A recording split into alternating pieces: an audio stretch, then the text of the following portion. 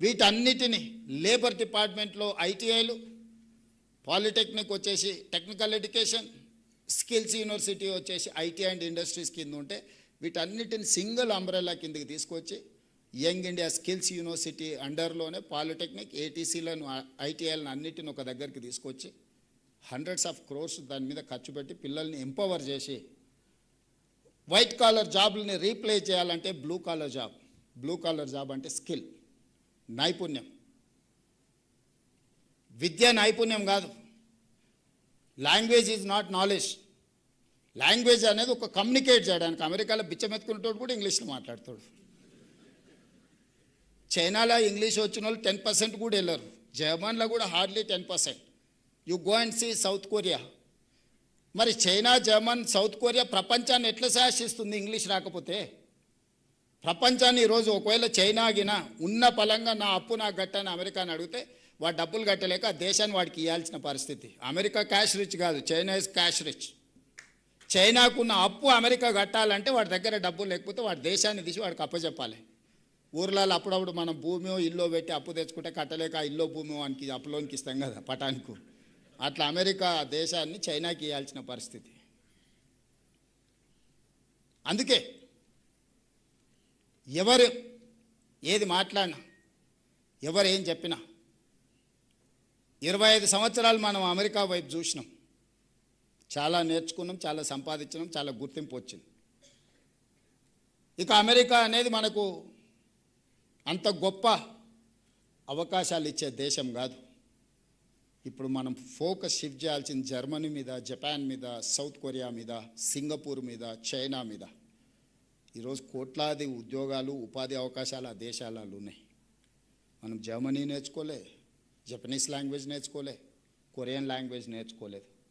ఈ లాంగ్వేజ్ కొంచెం కొంచెం వచ్చినా మనకు సాంకేతిక నైపుణ్యం ఉంటే లక్షలాది రూపాయల జీతం ఇచ్చి మనల్ని ఈరోజు ఉద్యోగం ఇవ్వడానికి ఆ దేశాలు మన కోసం ఎదురు చూస్తున్నాయి. అందుకే ఈరోజు నర్సరీ నుంచి 12th వరకు ఎడ్యుకేషన్లో లాంగ్వేజ్ ఉండొచ్చు, నాలెడ్జ్ ఉండొచ్చు. కేశవరావు గారి క్లాస్ రూమ్లో నిర్బంధ విద్య కాదు, వాడికి అవగాహన, వాడికి తెలివి, వానికి విషయ పరిజ్ఞానం ఉండాలని. 12th తర్వాత స్కిల్ వైపు షిఫ్ట్ చేయాలనేది నా ఉద్దేశం. అప్ టు 12th వరకు ప్రపంచం పట్ల సంపూర్ణమైన అవగాహన ఉండాలి. ఈ సంపూర్ణమైన అవగాహన ఇచ్చే టూలే మీరు ఇవ్వకుంటే అది జరగదు. ఈరోజు ప్రైవేట్లో 11,000 పాఠశాలలు ఉంటే 33 లక్షల మంది స్టూడెంట్స్ ఉన్నారు. ప్రభుత్వంలో 27,000 పాఠశాలలు ఉంటే మన దగ్గర 27 లక్షల మంది స్టూడెంట్స్ ఉన్నారు. ప్రైవేట్లో 11,000 పాఠశాలల్లో 33 లక్షల పిల్లలకు చదువు చెప్పగలిగినప్పుడు మన 27,000 పాఠశాలల్లో ఎంతమంది పిల్లలకు మనం చదువు చెప్పొచ్చో మీరే ఆలోచన చేయండి. రెండవది, అప్పుడప్పుడు కొన్ని రిఫార్మ్స్ మీద మాట్లాడినప్పుడు మా ఉపాధ్యాయ సంఘాలు నా మీద కోపంగా మాట్లాడుతారు. నేను సంఘాల అధ్యక్షులకు ఒక మాట చెప్పదలుచుకున్నాను. మీ సమస్యలన్నీ నాకు వదిలేయండి.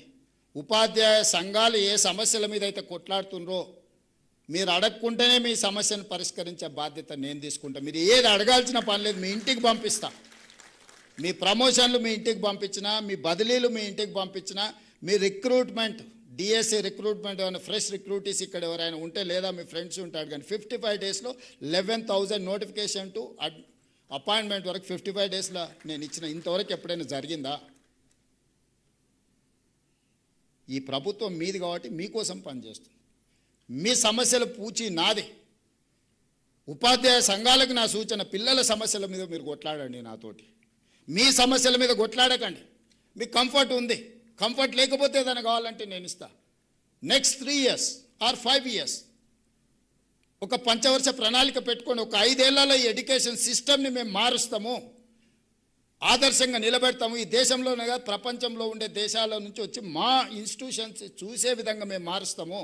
ఈ 5 ఏళ్ళు మా ఉపాధ్యాయ సంఘాలు పిల్లల సమస్యల మీద మేము ప్రభుత్వాలతో కొట్లాడతామని మీరు ఓట్లు తీసుకొని బయటకు వెళ్ళండి. ఎట్లా మారదో నేను చూస్తా. ఏ ప్రభుత్వం అయినా మీకు తల ఉంచదా? ఐఏఎస్లను ట్రాన్స్ఫర్ చేసుడు కష్టం, ఈజీ. తీసి అటేస్తే మళ్ళీ కూడా వెనక్కి వచ్చి అడిగే ధైర్యం చేయరు. కానీ ఒక టీచర్ని ట్రాన్స్ఫర్ చేయగలమా? మీరు చెప్పండి, ఎంత శక్తి ఉంది మీకు? మీ శక్తిని నా విజ్ఞప్తి ఒక్కటే, 5 ఏళ్ళు పిల్లల కోసం, ఎడ్యుకేషన్ కోసం, మన సొసైటీ కోసం, మన సమాజం కోసం, తరతరాల భవిష్యత్తును మార్చడానికి ఒక 5 సంవత్సరాలు మీరు ఒక ప్రతిజ్ఞ పూనండి. ఆ ప్రతిజ్ఞ ఈ దేశాన్ని మార్చకపోతే చూడండి, తెలంగాణను కాదు ఈ దేశాన్ని మారుస్తుంది. ఈ దేశానికి నాయకత్వం పివి నరసింహారావు గారు ఇయ్యలేదా? గొప్ప మేధావిగా, ఉత్తమ పార్లమెంటరీగా జయపాల్ రెడ్డి గారు రాణించలేదా? బూరుగుల రామకృష్ణారావు గారు గొప్పగా పరిపాలన అందించలేదా? ఎందుకు ఇయ్యలేము మనం తెలంగాణ నుంచి? ఈ దేశంలో విద్యను, వైద్యాన్ని, నాయకత్వాన్ని తెలంగాణ నుంచి మనం అందించగలము. కానీ మనకు స్పష్టత ఉండాలి, మనం ఏ దానికోసం కొట్లాడుతున్నాం, ఎందుకోసం కొట్లాడుతున్నాం. దయచేసి ఉపాధ్యాయ సంఘాల నుంచి ఇక్కడికున్న నా మిత్రుల్ని, నేనేం కార్పొరేట్ స్కూల్లో చదువుకోలే, నేను గవర్నమెంట్ బడిలోనే చదువుకున్నా. నేను మొన్న కొత్తకోట పోయినప్పుడు చెప్పిన, గవర్నమెంట్ స్కూల్లో చదివితే ఏమవుతావు అని ఎవరన్నా అడిగితే తెలంగాణకు ముఖ్యమంత్రి అవుతా అని చెప్పమని. అయినా కదా కొండారెడ్డిపల్లి గవర్నమెంట్ స్కూలు, తాండ్రలనో, వనపర్తిలో గవర్నమెంట్ స్కూల్ విద్యార్థి తెలంగాణ రాష్ట్రానికి ముఖ్యమంత్రి అయ్యింది కదా. మీకు గౌరవం తగ్గే పని అయితే ఒక్కటి కూడా చేయలే కదా. చేసినా మీరు ఆశించినంత మేరకు ఒకవేళ చేసినా లేదా అంటే భిన్నాభిప్రాయాలు ఉండొచ్చు. ఏ అనుభవం లేకుండానే, నేను ఆ గతంలో ఏ మంత్రి చేయలే, అనుభవం లేకపోయినా 30 నెలల నుంచి తెలంగాణ రాష్ట్రాన్ని అయితే కలగాపులగం అయితే చేయలే కదా. జాగ్రత్తగా నేను నడుపుతున్నా కదా. మరి ప్రభుత్వంలో మీరు చదువు చెప్తే చదివిన ఒక స్టూడెంట్ ఈరోజు తెలంగాణ రాష్ట్రాన్ని దారిలో పెట్టగలుగుతున్నాడు, పరిపాలన అందిస్తున్నాడు. ఈ దేశంలో చాలామంది ముఖ్యమంత్రులు లేకపోతే ఈ దేశ ప్రధానమంత్రి వచ్చినప్పుడు కూడా నాతో కలిసి పనిచేయి భవిష్యత్తు బాగుంటుంది అనే పరిస్థితి వచ్చిందని మీరు చెప్పిన చదివే కదా. నేనేం వేరే బయటికి పోలే కదా. ముఖ్యమంత్రి అయినాక పోయినా హార్వర్డ్ యూనివర్సిటీకి పోయినా. ఆ చదువు ఎట్లుంటుందో చూద్దాం మా గవర్నమెంట్ బడి కంటే అని. కానీ మీరు ఇచ్చిన ఫౌండేషనే అక్కడ నాకు పనికొచ్చింది. నేను కూడా రీసెంట్గా ఎగ్జిక్యూటివ్ ఎడ్యుకేషన్ కోసం హార్వర్డ్ పోయి వచ్చిన. ఈ దేశంలో నాకు తెలిసి మరి ఎవరైనా ముఖ్యమంత్రులు పోయినో పోలేదో నాకు తెలియదు, పెద్దలు కేశవరావు గారు చెప్పాలా. ఇప్పుడున్న ఎడ్యుకేషన్ సిస్టమ్ మిమ్మల్ని పంపించడమే కాదు, as a state chief minister నేను కూడా వెళ్ళి చూసిన అసలు ఏంది. హార్వర్డ్ నుంచి గొప్ప గొప్ప మేధావులు వస్తారు, నోబెల్ గ్రహీతలు వస్తారు, యూనికార్న్స్ వస్తారు అని అంటే చూద్దాం అది కూడా అని.